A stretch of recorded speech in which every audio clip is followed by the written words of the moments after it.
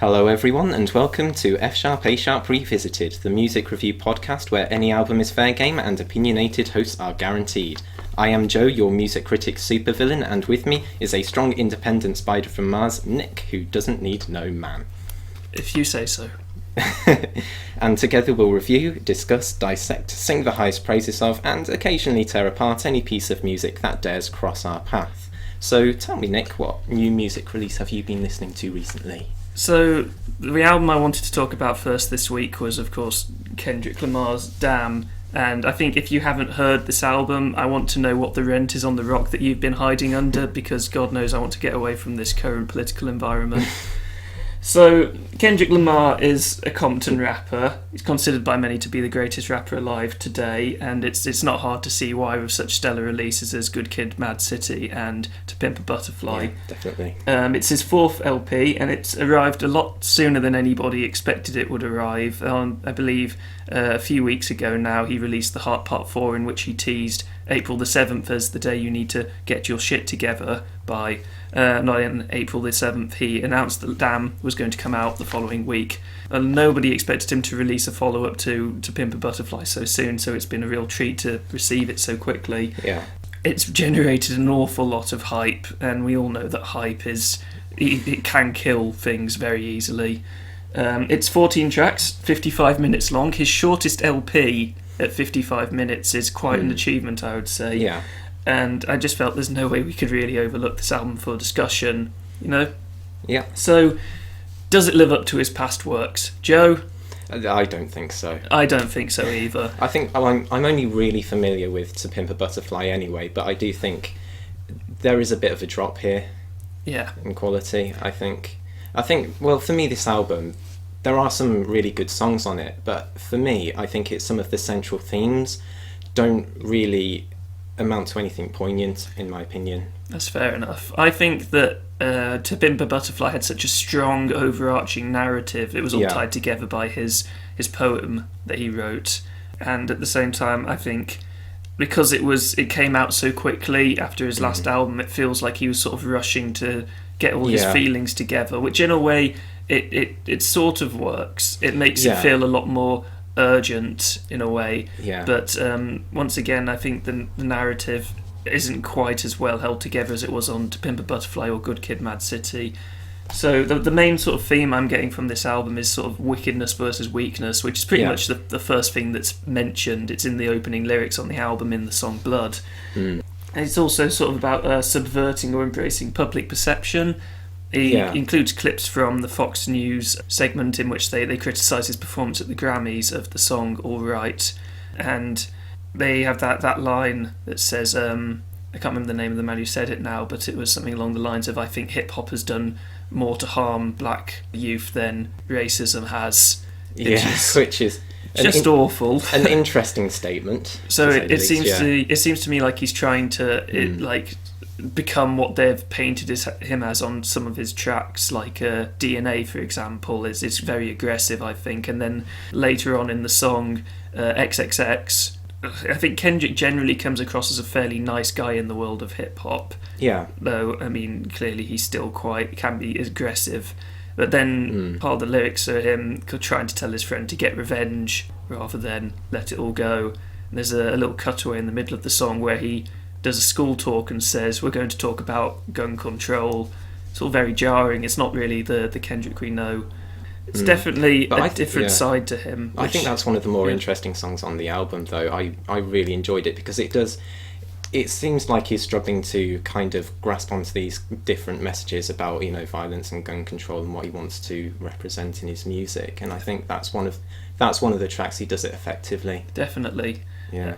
Going back to the wickedness versus weakness side of it as well, there are definitely specific songs on the album which could fall into either category, such as XXX, for example, falls under wickedness. D.E.N.E.R.I.C.I.S.M probably falls under wickedness. Humble falls under wickedness, and then Pride, going against the name of it, probably falls under sort of the weakness category. Perhaps Love does as well. Kendrick's really opening up a side of him that I never expected to see on the album on that track. Yeah. So another thing I noticed, to me personally, the second half of the album is far stronger than the opening half. I agree. There are songs on the opening half such as "Ya" and "Loyalty," which I think are fairly weak. Yeah, I have to agree. I think on Loyalty, there's one bit that I think it's the opening lyric that just it feels really weird. I think it's something like Kendrick saying, you know, I've got a CV for 2 millenniums, while actually sounding like a washed-up movie star. And I don't know if that's supposed to be some kind of statement but to me that just makes me laugh. I'm not sure exactly what he was going for in that song. That's fair enough. Though I will say, in defence of Loyalty, Rihanna is a lot better on it than I ever would have expected. I am no fan of Rihanna's music, but I thought that Kendrick used her fairly well. Yeah. You know. Yeah, I think all of the features are quite good for features. Sometimes features can get a little bit stale, but one problem, I mean, it's not so much a problem, but I would have liked to see U2 used more as their style. I feel like just having Bono there for the sake of having Bono, I would have liked to see a bit more. That's a fair point.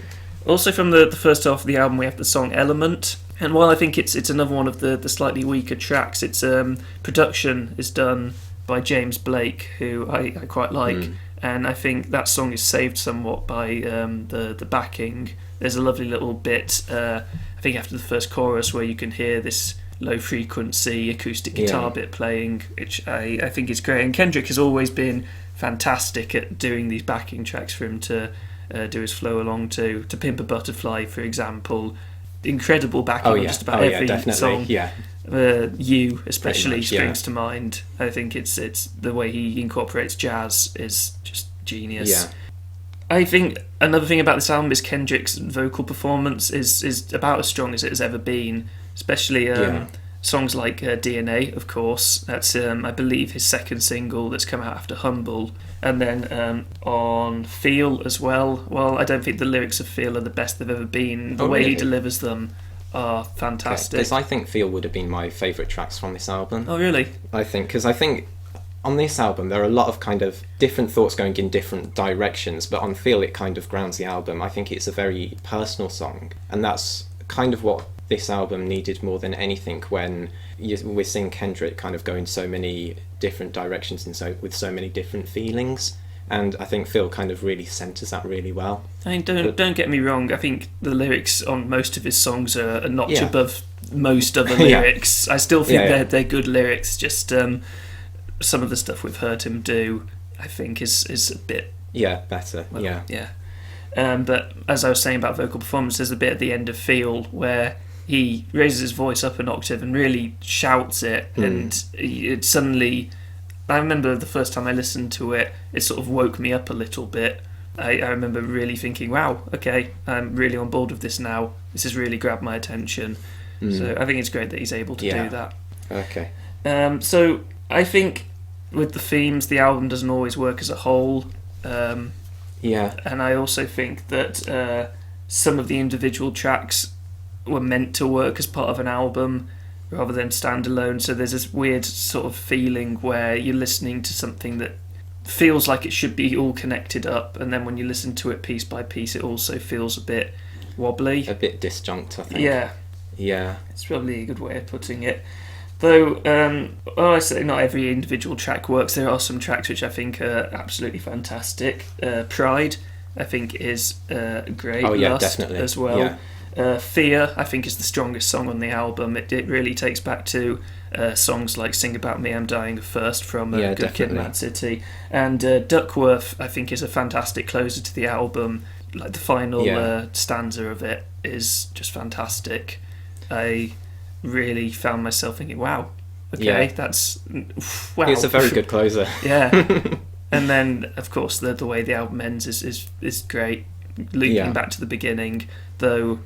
I've got to say, I still don't feel like I understand the themes of the album enough to understand exactly what he was going for with it. Yeah, I have to agree with that.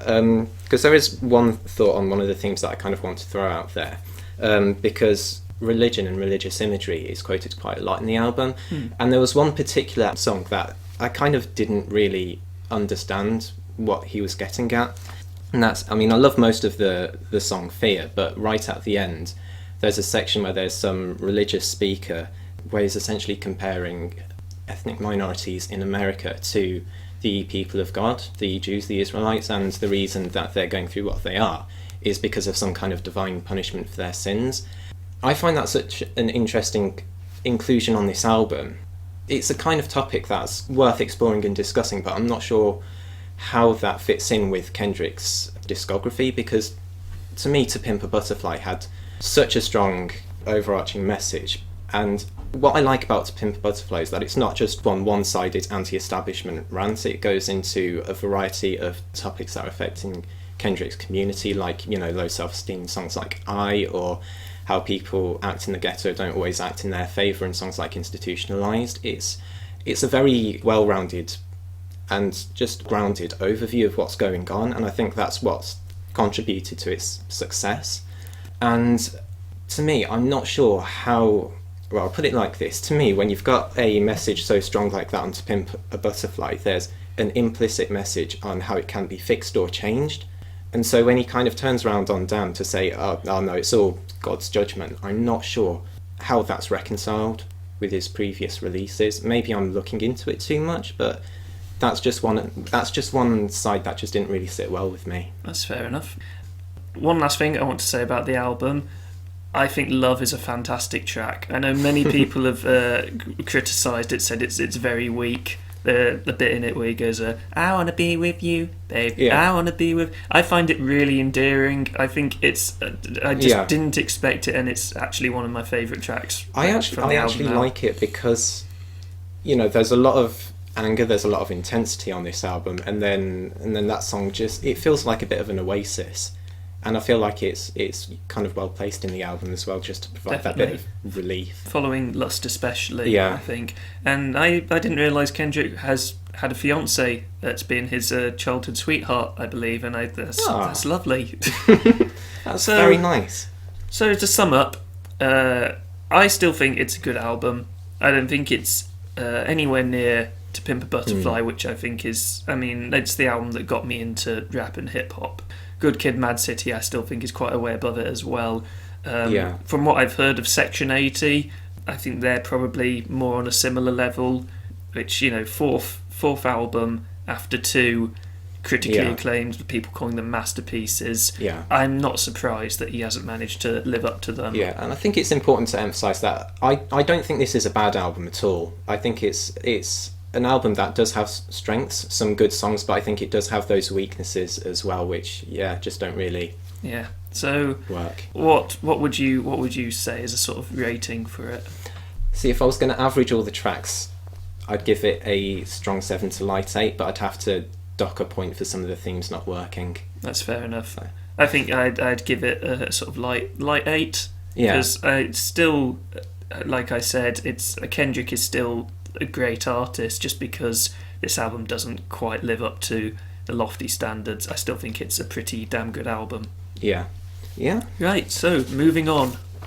So one release I've been listening to recently is Michelle Branch's Hopeless Romantic. Michelle Branch is an American singer-songwriter who wrote 3, I would say, decent pop rock albums in the early noughties before forming the country pop band The Wreckers.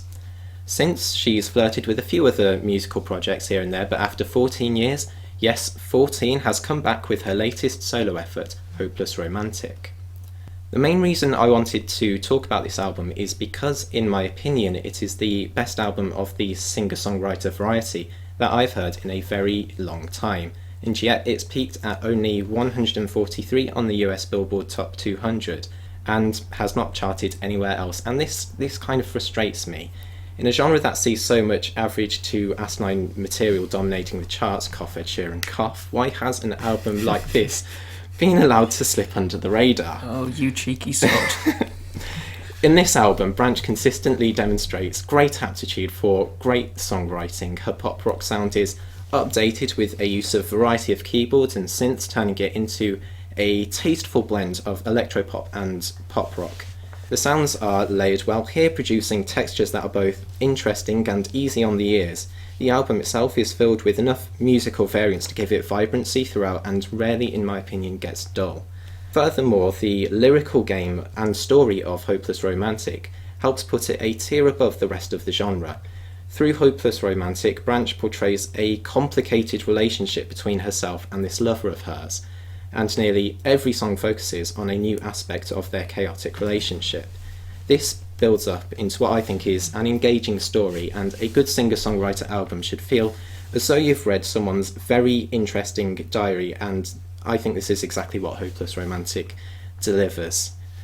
So, do you have any thoughts on this, Nick? My thought on it is that while the individual tracks themselves are pretty strong, I mean, I enjoy the genre, and I think that it's done about as well as it can be done here. Yeah. I think as an album, it falls a bit flat. I think there isn't enough variance between the tracks to justify it being such a long album, because it's 14 tracks, I believe. Okay. And the first time I listened to it, nothing stuck out to me, and I thought that's fine, it's my first listen. The next 3 times I listened to it, still nothing has stuck out. And I have to have a brawl on this then. I struggle to remember really any of the tracks, though I enjoy listening to it as an album. Yeah. It's not really an engaging listen for me as such. It's not like Damn, for example, where I can really get into it. Yeah, I think for me this album, what engaged me was how the story develops between the songs, because at times it seems conflicting, but you have to see it through this overarching narrative of Branch being this hopeless romantic. So she's constantly dipping out of, loving this lover and not, and wanting to be together and then not, and it seems a little bit frustrating sometimes, but I think she conveys the hopeless romantic well. See, an issue I have with... I mean, I've read the lyrics to each track as best as I could, tried to understand them, and I agree with you, great lyrics, but I don't think they're mixed that well in the track to make them something that I really focus on. Okay. With this album, it just sort of got lost to me within the rest of the track. That's interesting. All I can say is that didn't really happen to me. Fair enough. Yeah, I might just pick out a couple of my favourite tracks then for this. I mean, I'm surprised you said there wasn't any highlights, because to me, Fault Line is one of my favourite songs of the year so far. See, I don't remember it. You don't remember it? I remember... No. I remember the first track somewhat. Best You Ever. Best You Ever. I do like that one as well. And it's a good one. The title track as well, a little bit. Yeah, Hopeless but Romantic. Not in the same way that I pick out songs from... from Damn. I think that's fair enough. Because I think with Fault Line as well, it does take a very typical 80s kind of electronic pop rock feel, so I can see how it would fade into the background, but I just think it's done so well, and I think the lyrics are my favourite on the album as well. Tremble and shake, the things we say when we're both right will ricochet, we're lovers on a fault line. I feel without having the lyrics resonate with the rest of the piece as you're listening to it, I don't think it's really stronger than, say, songs by Churches or The Neighbourhood or Tame Impala. Definitely layered very well. Each track is pretty exciting, but I don't think I could ever listen to it beyond I just like putting it half interest. Yeah. It's just something to enjoy in the background type thing. To an extent, I would definitely enjoy having it on in the background as I did other things. But if I wanted to just listen to the album, I don't think I'd be able to just properly engage with it upon another listen after the 4 or so I've already done. Okay, that's fair. I do just want to mention a couple of... because I do think there are a few kind of narrative ploys she makes in her music that I think have done quite well here, so I think I'll just give them a quick mention. What's interesting in this album is that it's written very much like a diary, as though she's, writing to a dear diary, but then in one song halfway through, Living a Lie, she speaks to her lover directly, which I think it kind of grabs your attention just from that alone. But what's so interesting to me in that track is that she's telling him that he's running off his dirty mouth, making up stories and exaggerations about their relationship. And I find this an interesting inclusion, because the rest of the album, it feels as though Branch is trying to characterise herself as someone who gets swept up in the romance of a chaotic relationship.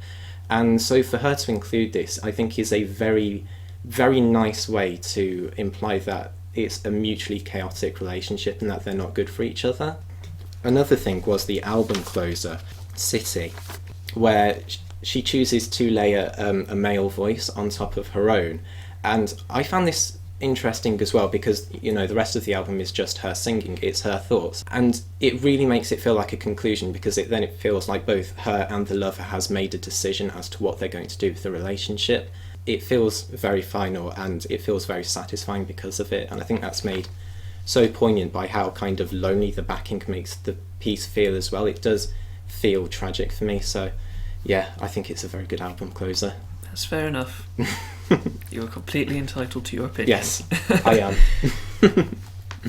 So, closing thoughts? Closing thoughts. I'll just list some of my favourite tracks then. Okay. Best You Ever, You're Good, Fault Line, Hopeless Romantic, Living a Lie, Nightshade, and Bad Side. I just think it's an incredibly solid pop album, and I think it deserves more attention that it has got. Fair enough. Me personally, I don't think I could give it any higher than a 7, though I do appreciate a lot of what she's done on it. Yeah. It's probably just me. If it sounds something like the sort of thing you'd like, by all means go and listen to it. Don't just listen to me putting it down. It's a decent album. Well, no, 7 is hardly a bad score anyway, but yeah, I'd give it a strong 8 to a light 9 depending on how I feel. That's fair enough. I think. Yeah. Fair enough. Right. Moving on, we've done the segment where we talk about newish albums. I mean, Damn came out April 14th, and Michelle Branch's album came out in the last month sometime. So, also going to talk about some albums that we've been listening to recently. Didn't necessarily come out anytime recently. So, I have a weird relationship with the Smiths. I have a friend called Charlie who is a huge fan of the Smiths and has constantly tried to get me to listen to them, enjoy them, and I've just never seen the appeal. Recently, I went back for what must be 5th time, maybe, to give them a shot, and something clicked for once, and I thought, okay, I get it now. Isn't it so nice when music just clicks? Yeah. Maybe it will happen with Michelle Branch someday. Yes, maybe. So I listened to their albums in ascending order of how they're sort of critically acclaimed. So I first listened to Strange Rose, Here We Come, which is, it's got songs like Stop Me If You Think That You've Heard This One Before, which is a good track, but I understand why it's their least critically acclaimed. Meat is Murder, pretty good. Bit too thematically intense at times, possibly for my soft soul. The Smiths' debut album is fantastic, but the real crowning glory, as I'm sure everyone is aware before I was aware, is The Queen Is Dead. It's by quite a way their strongest album, I reckon. So I thought I'd talk about that. I've been listening to that quite a lot, especially a couple of tracks, but I'll come to that in a little bit. So a bit of history on the album. Released in 1986, it's 10 tracks long, 38 minutes, and written primarily by Johnny Marr and Morrissey.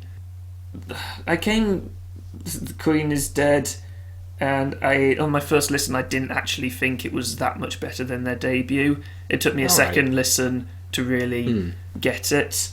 I thought that they were actually had quite a few interesting little things they did on their debut that were missing in The Queen Is Dead. But, tracks like I Know It's Over and There's a Light That Never Goes Out really stood out to me, and I found myself wanting to listen to them again, so I went back, listened to the album again, and now it's clear to me that it's the better album. And then on subsequent listens, I started to appreciate some of the other tracks a bit more. So it was a bit of a grower, though admittedly a fast grower. It's not one I've had to listen to, say, like 6 times or so to really understand. So clearly the best thing about the album is Morrissey's lyrics. I think that's pretty much undeniable by anyone who wants to critique this album in any way. He's got this real sharp, humorous, insightful style of lyricism that flows really well, and I can see why it was such a popular album at the time. For the disillusioned youth of the 80s, hearing Morrissey sing about the topics that come up on this album, and Yeah. just putting forward nice little messages like it takes strength to be gentle and kind.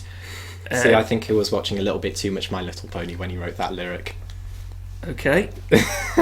So he's got this great way of sort of doing little tricks with his lyricism, which I think really catch the listener's attention. Like on once again on I Know It's Over, where the last lyric came from, little things like handsome groom, give her room, rhyming within a sentence, which happens quite a lot on the album, is a great way of keeping the listener engaged, really allowing them to take in the message that you're trying to give through each song, and I really appreciate that. On the counter side of his lyricism is Morrissey's voice, which I can imagine is it's a Marmite voice, let's put it that way. I like it. I think the way he croons his lyrics really fits with the emotional tone that they need to be sung with. I agree. Though at times he does sound a bit like a strangled seal.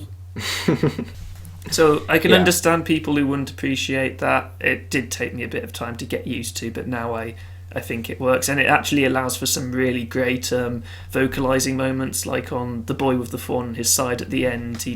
I'm not going to try and mimic it for the sake of your ears, but the last minute or so of that song, he does some little la la las and the like, and it's lovely. It really makes the track stand out.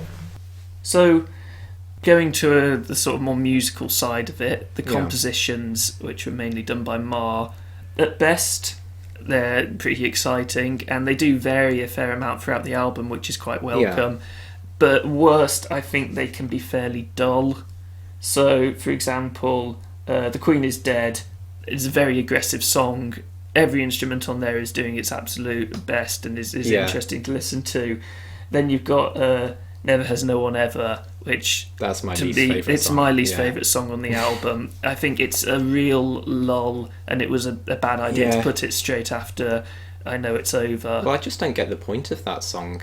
I don't know if that sounds a bit harsh, but it's fair enough. Yeah. I don't really get it too much either, and I just think well, it does have a nice low guitar bit that comes up at the end of every chorus in it, I believe, which is like meow, meow, meow, meow, meow. Sorry. Which I can appreciate. Even in their least interesting songs, they do manage to get in bits that are memorable, so props to them to that. But I mean, after that, you listen to songs like Cemetery Gates, which has got, I mean, it's not their most interesting song musically, but it's got really nice little guitar flourishes in it, which just make it incredibly listenable, enjoyable, and enjoyable to listen to. It's my favourite song on the album, actually, Cemetery Gates. That's fair enough. It's one of my favourites as well, though. I will say now, There Is a Light That Never Goes Out, I think is now one of my favourite songs of the 80s. And I Know It's Over, which I've mentioned quite a few times.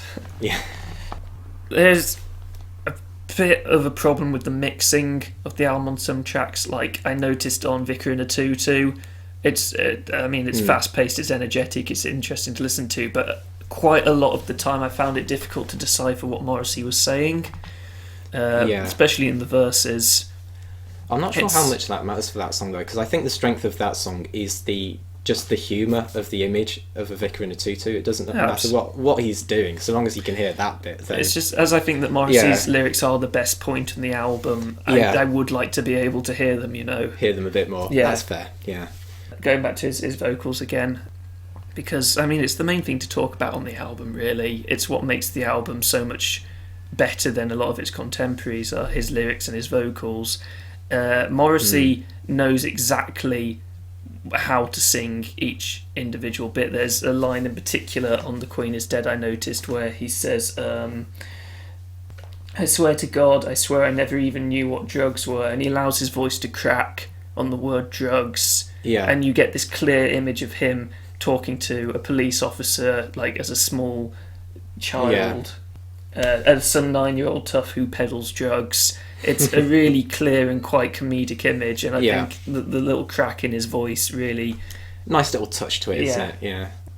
So, a few weak tracks on the album, to be honest, and I think the odd-numbered tracks are actually the best, whereas the even-numbered tracks sometimes fall a little short. Not to say all of them do. I think, frankly, Mr. Shankly is a great song, though perhaps agreed. a little short for my liking. See, I think it works being succinct, and then ending with "just give us your money." I would have liked maybe another verse, but I Yeah. mean, that's not for me to really judge whether it needed another verse. I don't know what Morrissey would have written. I just know I would have enjoyed listening to it. Yeah. Never Has No One Ever, weakest track on the album. I think definitely it's placed in it's put in the wrong place, and it's just a bit of a dull listen. Personally, Big Mouth Strikes Again is it's a decent track, but not as memorable. It's not as memorable. The momentum of the track really carries it through. Yeah, I think. I think after a while, the sort of distorted voice going Big Mouth. Well, he says it gets quite irritating. I can imagine that. I wouldn't kind of listen to it outside the context of the album. Yeah, I don't think. And then Vicar in a Tutu, I've already mentioned my slight problems with that, but besides that's fine. And then I think Some Girls Are Bigger Than Others is just a very weak ending track for the album. Yeah, it's a bit repetitive and doesn't really seem to add much to me. It's a bit of an odd song. I believe Lamar actually said at one point that he wrote the composition for it and then sent it to Morrissey for him to add the lyrics, and in the end he thought that the lyrics didn't really live up to the standard of the composition he'd made, which I agree with. Well, yeah, sometimes I just listen to just that hook, some girls are bigger than other girls, and try to think exactly what was Morrissey getting at with that, because I would hope that everyone knows that.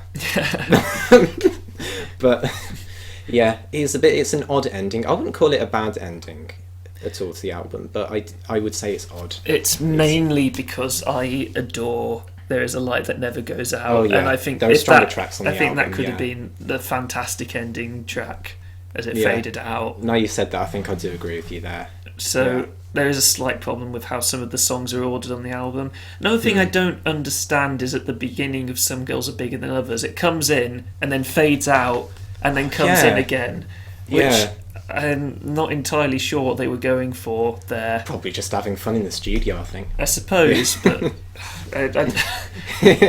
following on from such a great song as Light That Never Goes Out, which leaves me thinking at the end of it and really trying to get to grasp with the lyrics, it's a bit jarring, I think. Yeah. So I am going to take a moment to talk about how much I think There Is a Light That Never Goes Out is a brilliant song. Go ahead, take the floor. Absolutely love it. And it is, once again, the lyrics that really make it. It really captures the insecurities of, of that time. Someone, perhaps, who has anxiety, problems with social life, feeling really disillusioned from everything that's going on around them. I think Morrissey's choice to have the chorus be so completely bittersweet. Yeah. That's the most striking thing for me, those lyrics in the chorus. And it can just be interpreted in so many ways. I mean, it really makes it more interesting than if he was just, professing love to her. It really adds in these sort of self-destructive tones. Yeah, it's very macabre and lovely at the same time. You really get the picture of this young lad who wants to express so much but is finding it hard to come to grips with himself in the world he's living in, I think. So the only way he can really imagine happiness is to imagine himself going down in a ball of flame at the same time. I think it's genius, honestly, and it's a really soppy feeling I get from this song. I feel just really warm. Well, I get that as well from this song as well. It combines romance with darkness in a way that you just know it's genuine. Yeah, completely. It's genuine. And little tracks like little snippets from it, such as and in the darkened underpass, I thought, oh god, my time has come at last, but a strange fear gripped me and I just couldn't ask. Yeah. We've all been in that situation at some point where we've regretted something because we just couldn't act at the time, and it's just delivered so beautifully there. Morrissey's vocals once again fit everything he sings in that song perfectly.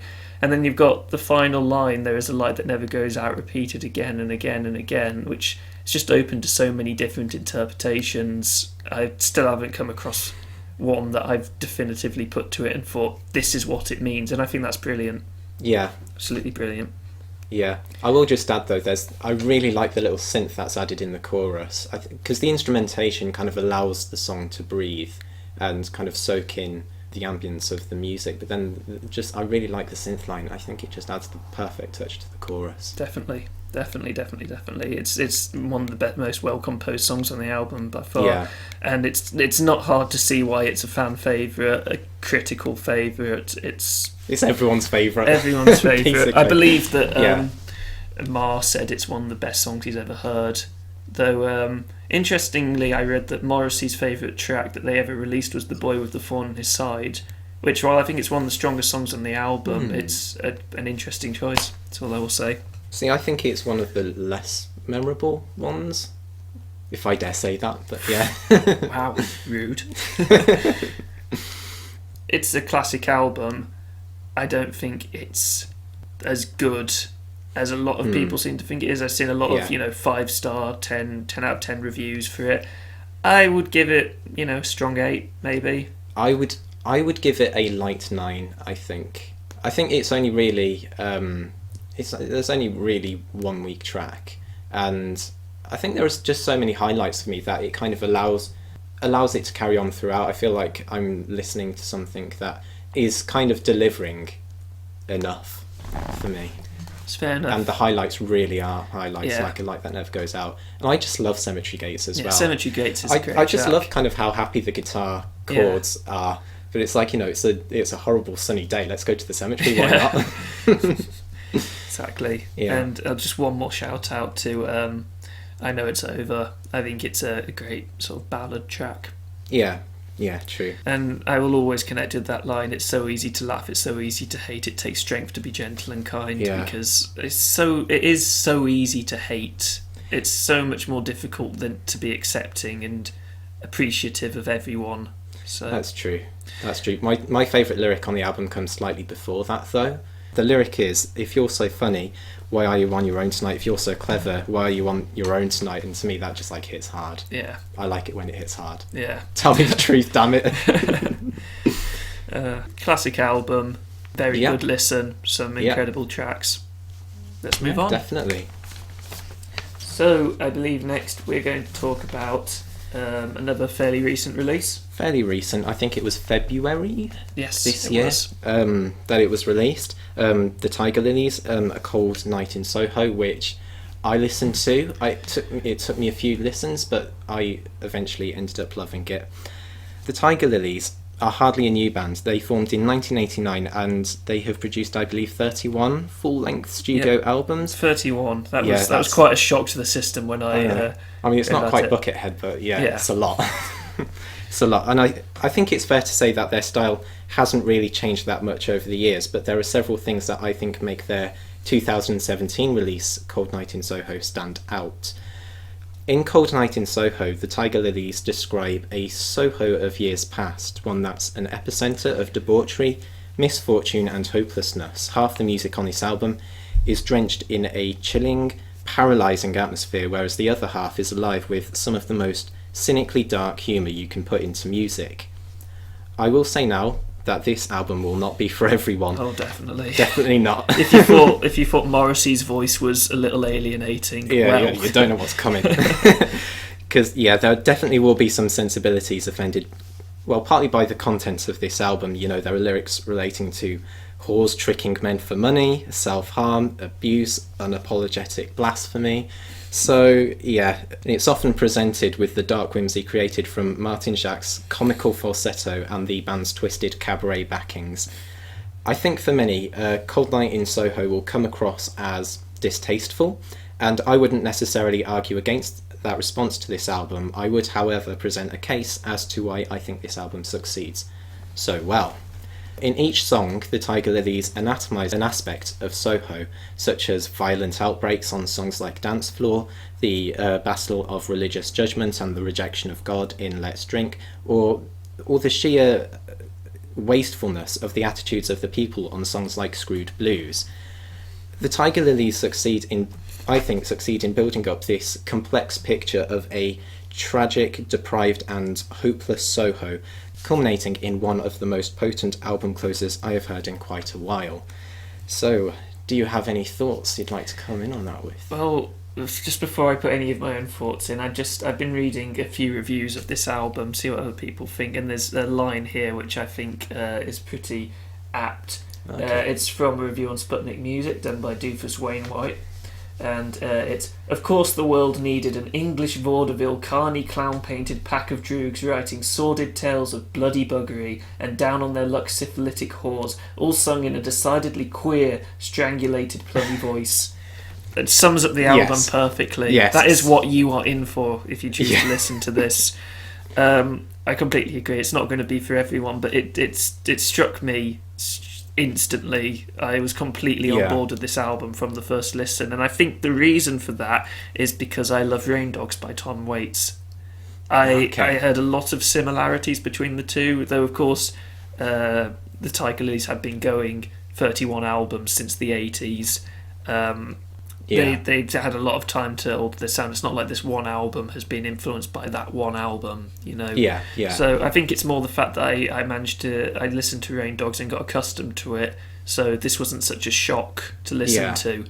Yeah, to me this was a bit of a shock the first time I heard it, but it was, I think for me, they go through the atmosphere with such conviction. It's so gothic, it's so depressing, and they do it with such conviction that it kind of hooked me. Yeah. And it just kept me coming back for more and more. I just couldn't... For a while, it's like I couldn't get enough of it. And what I think is even better is that it has tracks on it which really stand out amongst... I mean, I listened to previous albums by them, and their formula hasn't changed too much over the years. It's sort of... a third of the album is sort of quite depressing sort of ballads, and then the other 2/3 or so is sort of very upbeat, kind of rocking tracks, all done to a sort of 3/4 demented waltz sound. It kind of takes from waltzes, a little bit from blues, and kind of a teensy little bit of classic rock, and but there's the first time round I remember hearing Heroin for the first time. I almost sang along to it after the first few choruses because it's that catchy, and then thought, should I be singing along to this? That's exactly that is my favourite track on the album. I find it so funny, and I know I shouldn't, and I know that I'm an awful person because I find it funny, but there's a bit where kind of Jacques just sings, "Your children all, they all should die." And I couldn't stop laughing for a good minute when I first heard that. And he has a great, because of the way his voice works, he can add comedy to whatever he wants, and it will work, provided that you get on board with the way he sings. It kind of works because in the song there's this call and response kind of, if you want to win, take heroin, take heroin. That it kind of draws you into the comedy of the song first before kind of hitting you with the more edgy lyrics, which I think is good. Then, in complete contrast to that track, another standout track for me was Let's Drink, which is, I think, an incredibly depressing ballad. Listen to it. The way he's able to really utilise his falsetto to bring real emotion to some of the things that he sings, which is such a contrast to how comedic it's amazing. It can also be. It reminded me of Limbo Panto era Wild Beasts, where their singer, of course, also very strong falsetto usage in their tracks, but it's always used in quite an emotional manner. I find that with a lot of falsetto singers, they tend to use it only in one particular way, either very emotionally or very strikingly. I think there's only a couple that really use it to such a big variety, and I think Jacques does it brilliantly. And I think it's once you get used to it, because I mean, I did click with it pretty quickly, but I will say on the first track, as soon as it opened, I had no idea what the genre was going to be, only that you'd told me to listen to it, and it was not what I expected. It has to be listened to be believed. Yeah, I think one thing I haven't emphasised is how gorgeous some of the backings are, though, especially on the slower tracks. I mean, they're so good at comedy, but then particularly in the winter as well, or Just Another Day, they're so good at creating these soft, luxuriant backings that just kind of feel like you're melting away into the soundscape as you're listening to these. Definitely. Yeah. Going back to the lyrics really do paint a very vivid picture. The imagery that they conjure up is quite startling and also quite poetic as well. If you do choose to listen to the lyrics rather than listen to it as a sort of backing to whatever you're doing at the time, it's quite a rewarding listen, I think. Yeah. Another thing that really surprised me is, seeing as they haven't changed their formula in such a long time, the album never grows tiring to listen to. It's another decently long album, and the last track on it is 10 minutes long to top it all off, but I never got bored. I found every track brought something interesting. Every track was varied enough that I could listen to it all the way through without wanting to stray away and do something else. Yeah, I think I do think that's what it does well, because it does focus on different aspects of why this Soho is just such a depressing place to be. One thing I do want to talk about is the album closer, because I did mention that I thought it was particularly good, and it is a thematic album. It does have themes, but they all kind of culminate in a way that it doesn't bludgeon you around the head with it, but I just think it's so tactful the way they do it, because in a lot of the songs, like In the Winter and a couple of other lyrics in other songs, they kind of associate cold with just the deprived state of Soho, and it's very subtle the way they do that, and then they combine it with the story of the whore, which kind of makes an appearance in several songs. We learn that, she was beaten as a child in Heroin, and she's just gone into whoredom because that's all she can do, and she ends up tricking men for money, just have enough money to live. And so in the end we follow this whore, and we learn that she dies in a cold night in Soho, and I think it's a very poetic and it's a very powerful image of her being a product of what Soho was at the time, and I think that's tragic. And I think there's a very chilling moment as well when they name the whore as the Tiger Lily.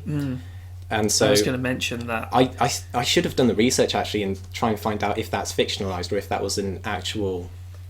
It makes me wonder whether it's what they actually decided to name their band after, or whether it's something that they drew inspiration from their own band name to create. Either way, it's a fascinating point in the song. It's fascinating, and to me that gave me chills, and I love that. I love it as an album. It's when he sings Tiger Lily as well, the backing sort of drops down a bit, so it's very clear in the mix. It's not something you can easily miss, which I think is a great choice.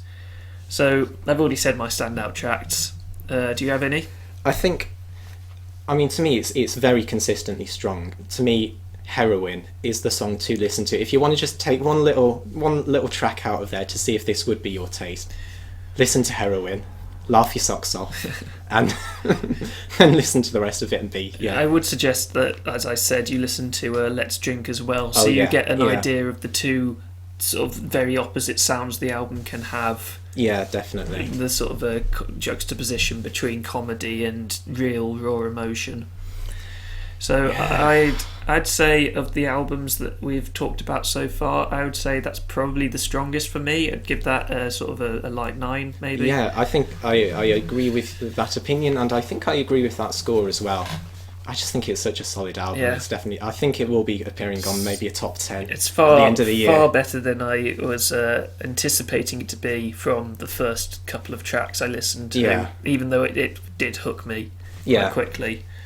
I'm going to move on now and talk about something a little less good. That's one way of putting it. Mr. Harry Styles. Oh, yes. Mr. Harry. Yes, Mr. Harry. How are Styles. you? Yes. So, you know who Harry Styles is. He's on those members of that one-dimensional band One Direction. Can I just say now, I cannot remember a single One Direction song. Yeah, me neither, and I listened to a few of them before listening to this. It was so new innocuous. track. I heard that Harry Styles had this new song out, and it was meant to be revolutionary. Ooh. Like, completely changing the game. Oh, I like game-changing revolutionary music. It might have changed Harry Styles' game, but it's not good. I mean, it's way, way above One Direction's works. Yeah. But I think a lot of people are getting very caught up in the fact that Harry Styles has just done something different a change. He's done something, everyone put a camera on him, Yeah. basically. Yeah. See, I think this is a decent song. I think it's a decent song. I think the piano gets very boring very quickly. I think the whole track gets very boring really quickly. But I do think like the symphony of instruments that come in around the minute mark is well done. I don't think it is. Okay. I'm just going to contradict every single point you make. Okay, fair enough. I mean, Go ahead. I think that, for a start, it's 3 chords throughout. Never Yeah. changes. It's done, done, done for 2 bars. Whatever, and it's... Well, you know... And then every little bit of instrumentation he adds on top of it feels like it's going, you're meant to feel something now. And I'm just taken aback thinking, but what? You're trying to use these very standard crescendo techniques to try and make me get goosebumps and feel something, but you haven't really put any work into justifying it, in my opinion. And the fact that your song is 5.5 minutes long, of 3 chords, and just repeated verses and choruses where the lyrics don't change that much. Yeah. It just doesn't grip me. And these comparisons to David Bowie or Pink Floyd, no. N-O-P-E, nope. No. Nope. No, just go and put some headphones on, listen to Hunky Dory, listen to Wish You Were Here, and then come back and tell me that Harry Styles' song is any good. I still think it's a decently good pop song. I think it's definitely not revolutionary, but I think it's one of those songs that does its job, which is a lot more than you can say about One Direction's material. And I kind of think like I don't want to put Harry down on this one because it is an improvement. Yeah, that is a good point. We should be welcoming the fact that he has gone in a different direction and tried something new, which I think is more than can be said for many former boy bands, girl groups have that kind of style gone solo. One thing I will say about the song is Harry's voice is actually very pleasant. He's got a good voice, you can't I did enjoy that, listening to it for that, but it's long, it's repetitive, and I don't think it's particularly revelatory. I think I would call it textbook. Is how I would describe it. I think it's got a few good lyrics towards the start of the album, but like you say, afterwards it does get a bit too repetitive. Chop a good minute off the end, and I'm hoping, optimistically, he will come out with something along a similar line, but more well executed in the future. Yes, hopefully this is the start of a long road in which he does become the next David Bowie. Oh yes, wouldn't that be nice? Yeah. Wouldn't that be nice? Yeah. I'd quite like that, actually. That would be good. Please, Harry. Please. Because, I mean, David Bowie's first album was nothing special. Yeah. And then he went on to make fantastic albums like The Rise and Fall of Ziggy Stardust and Hunky Dory, Station to Station, Low, Heroes. Yeah, exactly. Don't forget Black Star. Yeah, and Black Star. R.I.P. David Bowie. Yes, we will miss you. Yeah. Yes. Well, moving on, I've been listening to a bit of chart music. Oh, have you, Joe? So, that's unlike you. Yes, how very unlike me, but, I thought I'd make the effort. And I came across Little Mix's newest song, No More Sad Songs. And then you made me listen to it. Yeah, I made Nick listen to it. I haven't forgiven you for that. Aren't I a bastard? For those who don't know, Little Mix are a girl band who won the X Factor back in 2011, so you can be assured of their quality. Oh yeah. And have gifted us with this lovely little entry. So just tell me what you think about it, Nick. I hate it. It's the style of music that they've chosen. I don't think complements the lyrics at all. The chorus is dull. just dull, dull, dull, dull, dull. I think the lyrics go nowhere. True. They've got a decent premise, but they just don't do anything interesting with it. There's a weird bit in the middle and the bridge, which they try and do a little rap on, I think. Oh, don't get me... well, I'm going to get started on the rap. The ending of the song is really... I mean, it's your typical 3-minute long pop song. It's so standard. I think the problem is, it's... like you say, the emotion, I'm not sure it really works, because it's such a standard contemporary pop song. Everything it does is so incredibly standard that it kind of... It makes it devoid of any emotional impact that it's supposed to have. But like you say, it's the rap that gets me riled up whenever I listen to it, because it's so bad. It's so bad. He seems to go through a series of just cliches and references. If it's not a cliche, it's a reference. And he references one of my least favourite songs of all time. Do you know what it is, Nick? Go on. Eyes Wide Shut by J.L.S. Oh, I don't think I even know that one. Oh, I'm going to have to make you listen to it sometime. No, don't, please. Oh, you have to. It's because the imagery of Eyes Wide Shut that they use is the kind of imagery that a preteen would think sounds deep, but the more you think about it, the less sense it makes. And I think I've spent some nights scratching my head trying to think exactly what they were trying to get at that song. And yeah, I lost sleep, thanks JLS. I feel like they've done the minimum amount of work they need to do on this song just to get it in the charts. And I mean, they can release whatever the hell they want, and that people will just lap it up. They don't really have to try. Yeah. They've got the hype, they've got the pop appeal. It's it's frustrating. Sure, their voices fine. Oh yeah, they're absolutely fine as singers. But I mean, their voices are fine. Their voices, they're good singers, and that's it. There's nothing about their voices that, beyond the fact that they can sing, makes me think, wow, this is a talent to watch.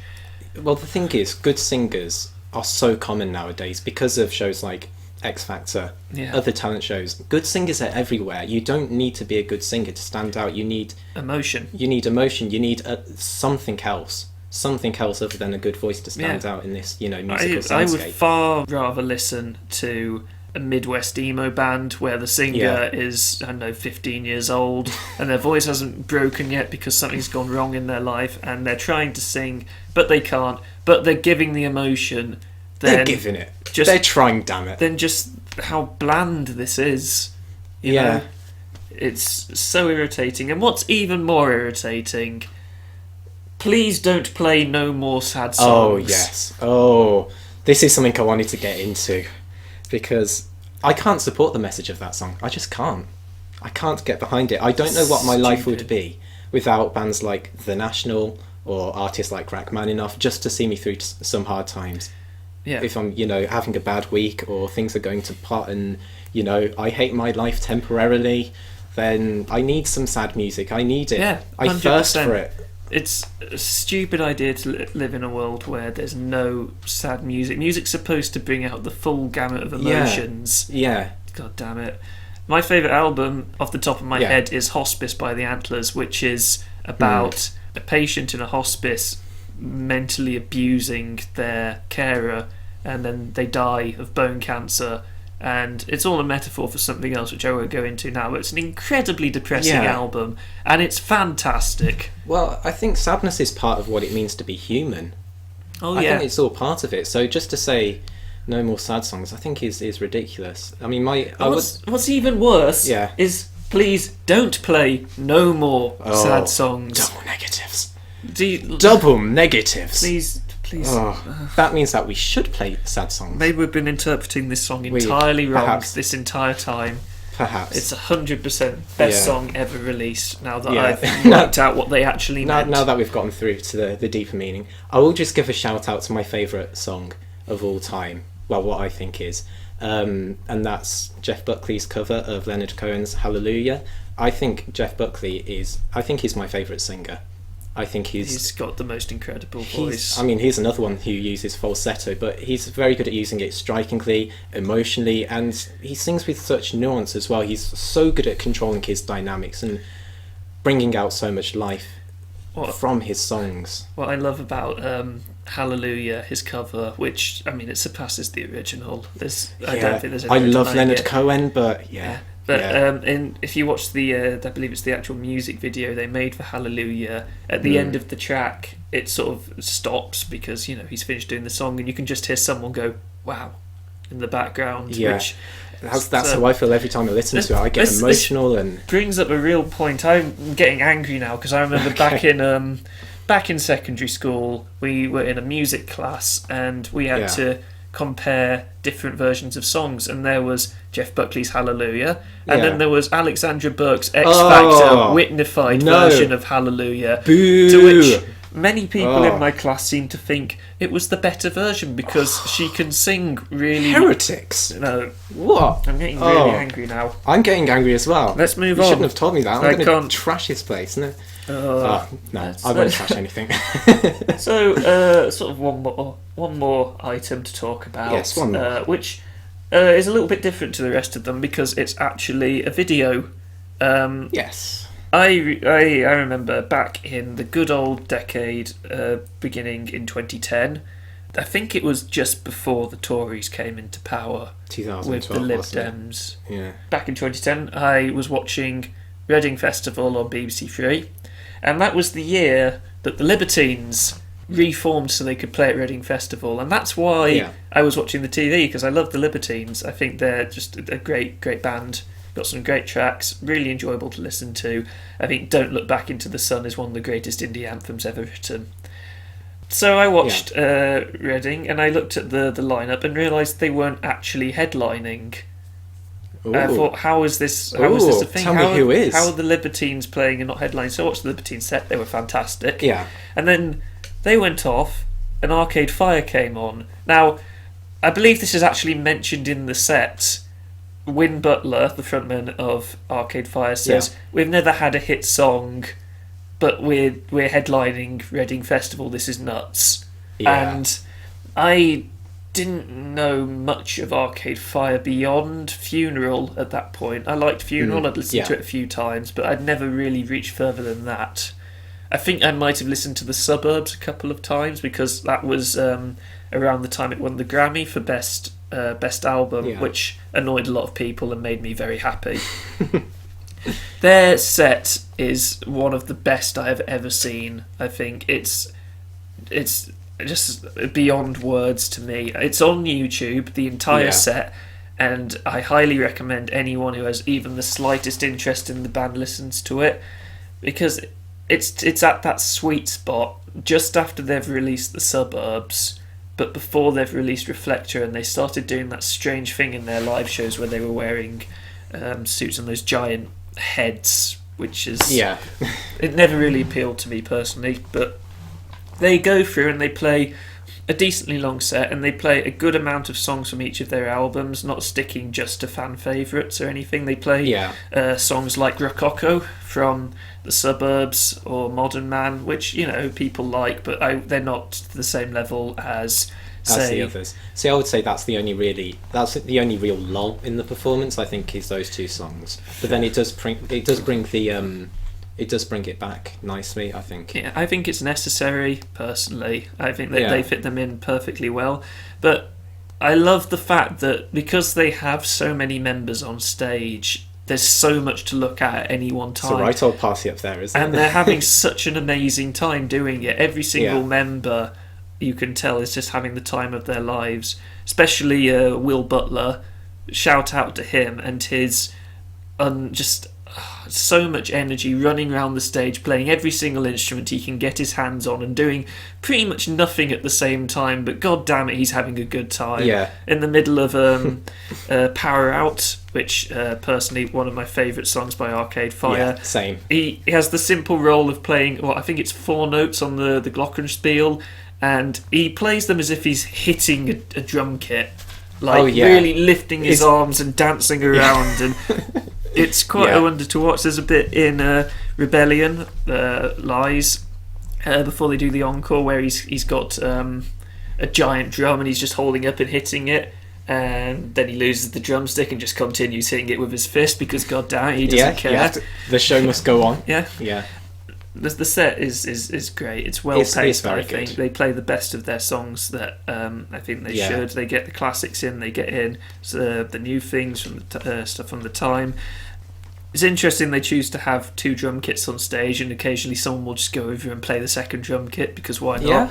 They have instruments like they've got Regine plays the hurdy-gurdy at one point, which is it's great. There's one bit that always stands out to me, and it's when they play Power Out. Yeah. It comes to where the song would normally end. And people in the audience are still singing along even though the song's ended, and then they come back in and just carry on playing again. There's an amazing camera shot that swoops along the bottom of the stage where all the lights are flashing and all the members of the band are playing to the full with just so much aggression and ferocity, just that one bit, because it is probably the heaviest song they have. And it's amazing, and then the song ends and it's just so much noise going on, everyone just playing whatever the hell they feel like at the time, and then slowly each instrument starts to go off to play something else. It starts with the drums, I believe, just doing the simple 4 to the floor kick drum.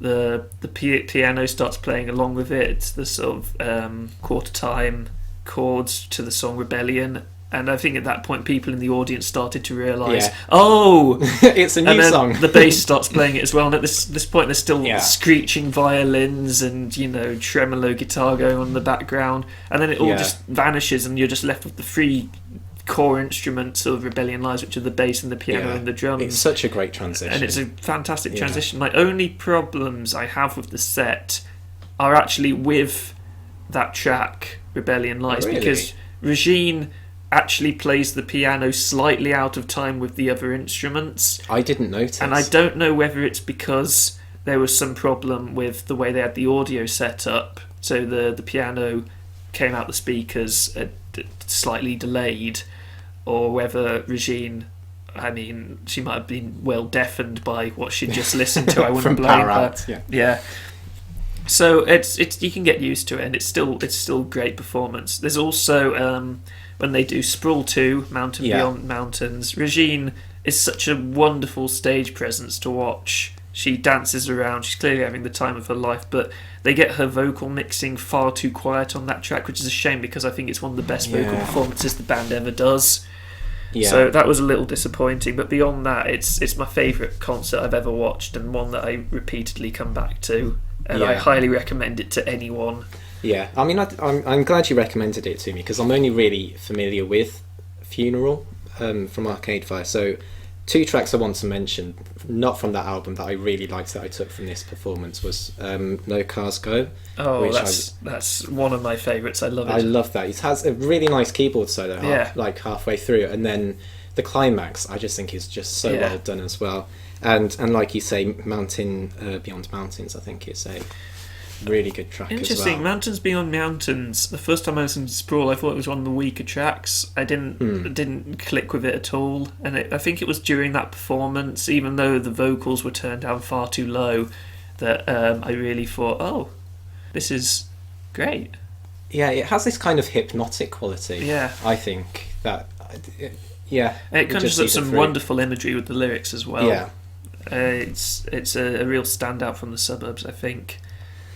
I also love the little, when they play Rococo in the middle, when Butler sings, I've got a feeling that tonight's going to be a good night, referencing the Black Eyed Peas in the middle of their set for whatever reason. I don't know why he thought to do it, but it works. Yeah. It worked, it was a good night, so night. And something that isn't in the YouTube version because they've edited it, that I actually very much remember from watching it on BBC Three, is when they go off after Rebellion Lies and they come back on for the encore, but there's a bit the gang vocals in Rebellion Lies at the end are just sung throughout the entirety of the wait between the encore main set by the band by the audience. They just don't stop. They just keep going until the band comes back on. So. And I think that shows real devotion. And it's devotion to the music. It shows how much they're enjoying the set, which I think is great. The thing is about Arcade Fire, they have these very kind of anthemic, almost kind of sing-alongy melodies to the choruses that they have that make it so easy for a live crowd to just sing along and get enveloped in the music as well. Definitely. And when it gets to the final track, Wake Up, which is arguably their most famous track, Yeah. you can tell every single person in the audience is singing along to the chorus. When there are shots of the crowd, you can just see it. Maybe not at the back, I can't see every single person in the crowd, but at least 90% of the audience are singing along to that really, really catchy emphemic chorus that the song has, and it's a wonderful way to close the set. Yeah, it's brilliant. It is a brilliant live performance, I have to agree with you. Mm-hmm. Arguably better than the Libertines. That's all they I'll got say. upstaged. Okay. I think that is everything we are going to talk about today. Yeah, shall we wrap up then? Yep, so we started with Damn, which... Damn. God damn. Damn in multiple ways. Damn as in, wow, damn, that was a good album, and damn as in, damn, it's not To Pimp a Butterfly all over again. Pretty much. So, good listen. Yeah, and then Hopeless Romantic by Michelle Branch, which I liked more than Nick, but yeah. But still, I think it's a very solid, singer-songwriter album. If that's your deal, you should go check it out. Definitely go and listen to it. You might like it more than I do. I'm not here to turn you off music, unless we'll come to that later. So, the Smiths, I'm sure most of the people in the world have heard the Smiths at some point. Yeah. You probably know by now whether you like them or not. If you like some strange coincidence you haven't heard them, I do recommend going and listening to The Queen is Dead. If you don't want to listen to the whole album, just go and listen to There Is a Light That Never Goes Out. Fantastic track. Listen to it. Very good album. Yes. And then Tiger Lillies, Cold Night in Soho. Won't be for everyone, but if you like a bit of darkness in your soul. If you want Rain Dogs Gone Cabaret, yeah, I think is probably the best way to put it, then you'll love it. You'll love it. And then we just trashed on some chart music. Don't listen to Harry Styles or Little Mix ever. Yeah, just don't. Yeah. And as you just heard, Arcade Fire's amazing performance at Reading Festival 2010. Yeah. All on YouTube. Go and watch it. Fantastic. Thank you everyone for listening to F Sharp A Sharp Revisited. I have been Joe, your music critic supervillain, and Nick has been a spider from Mars. If you say so. If you like the sounds of any of the music we've discussed, go check them out and keep the passion for music burning. But until next time, stay awesome. Goodbye. Goodbye.